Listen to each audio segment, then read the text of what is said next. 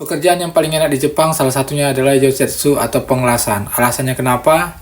Pertama, gajinya cukup gede, Wak. Jadi, ketika kita sampai di Jepang, range gajinya itu sekitar 1.500 per jam, atau kalau dirupiahkan sekitar 150.000 rupiah menurut kurs hari ini. Dan itu bisa lebih gede lagi, Wak. Tergantung jika kalian punya menkyo atau lisensi atau sertifikat pengelasan, yang mana itu menunjukkan skill kalian. Dan biasanya itu bisa mencapai sekitar 2.500 yen per jam, atau kalau dirupiahkan sekitar 250.000 per jam. Jadi kalau per bulan itu bisa mencapai 40 jutaan, Wak, menurut kurs hari ini. Yang kedua, skill.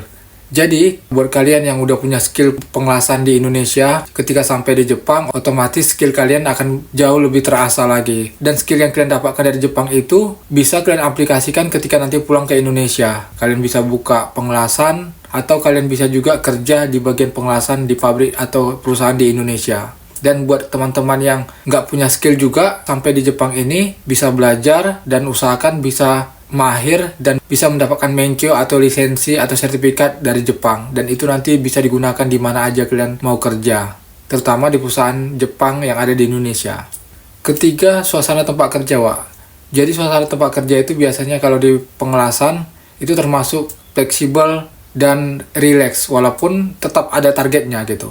Nah, hal ini disebabkan karena memang berbeda dengan pabrik manufaktur. Karena kalau pabrik manufaktur itu biasanya itu diutamakan kecepatan dan kita dilarang berbicara. Kita ngelawan mesin, kita memproduksi sesuatu itu dengan kecepatan-kecepatan tertentu yang udah ditargetkan.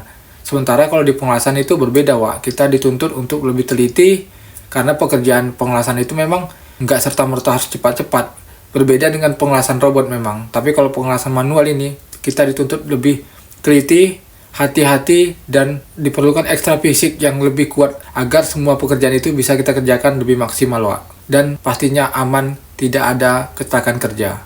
Keempat, biasanya hari kerja itu seminggu 5 kali dan 2 hari itu libur, Sabtu dan Minggu.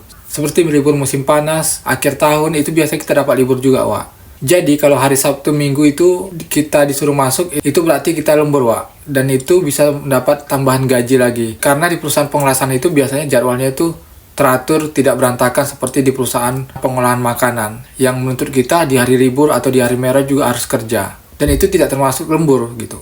Kelima dan sekaligus yang terakhir, di perusahaan pengelasan ini biasanya kita dituntut untuk lebih sering berkomunikasi. Karena memang situasi pekerjaan yang menuntut kita untuk harus saling berkomunikasi, dan itu yang menyebabkan nantinya bahasa Jepang kita semakin terlatih karena sering dipakai. Dan mudah-mudahan kalau kalian rajin belajar, kalian juga bisa belajar kanji dan bisa mengikut JLPT atau ujian bahasa Jepang yang nantinya bisa meningkatkan kualitas bahasa kalian. Dan ketika kalian lulus, kalian bisa mendapatkan sertifikat seperti N1, N2, N3, dan sebagainya. Oh iya, Wak, disclaimer dulu.